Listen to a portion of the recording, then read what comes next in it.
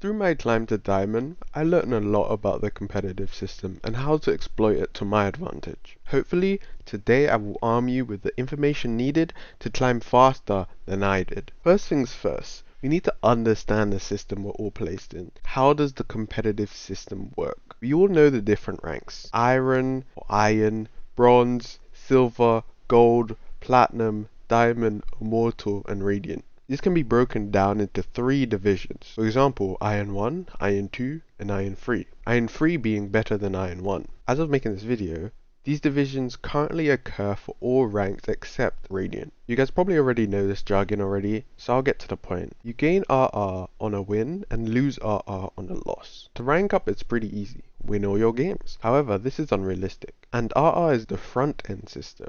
It's the thing you see, but there's a system behind this system. What I'm referring to is the MMR system. MMR stands for matchmaking rating. WTF is the MMR system, and how does it work with the RR system? Well, MMR is just a metric that determines where you currently stand compared to other players on the ladder.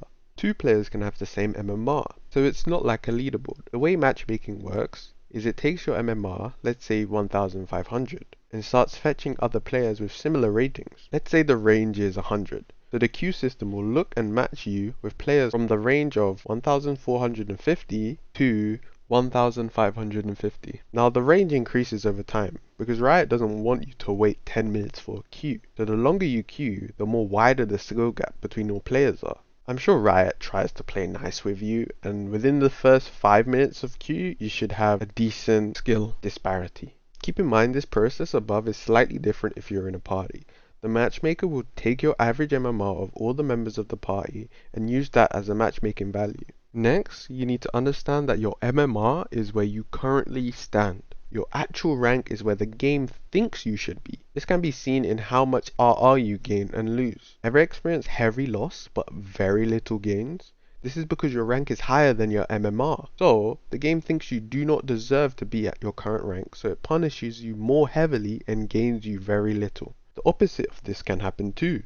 If your MMR is higher than your actual rank, the game will reward you plentifully for wins and hug you for your losses. Now it's important to note that the binary outcome of each game, the win or the loss, is not the only thing that determines the amount of RR gained or lose. Your individual performance is measured too and taken into account. Your individual performance is assessed mainly using the average combat score.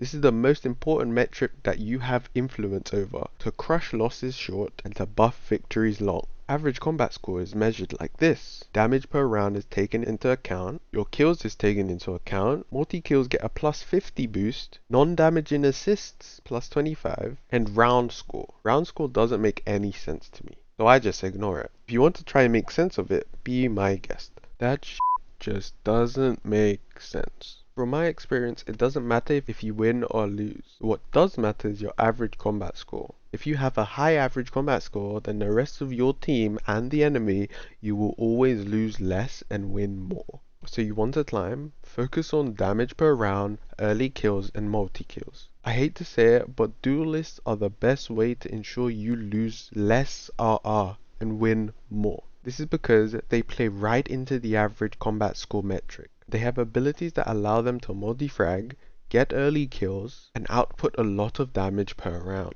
They are perfect. Yes, you can have an impact as Sova, Sage, Astra to win rounds, but at the end of the day, if you lose on these agents, you get slapped an average of -21. Now I'm not saying you can't carry with these agents, you definitely can, but from my experience, it is much easier to please the algorithm and convince the system that you are better on duelists based on their ability to get kills. This will increase your average combat score and thus convince Riot that you are better than everyone in your lobbies. As a result, your losses will be cut short and your wins long. This means you'll be able to climb up the ladder way faster than others. So, what you waiting for? Insta-lock Reina. Wazang!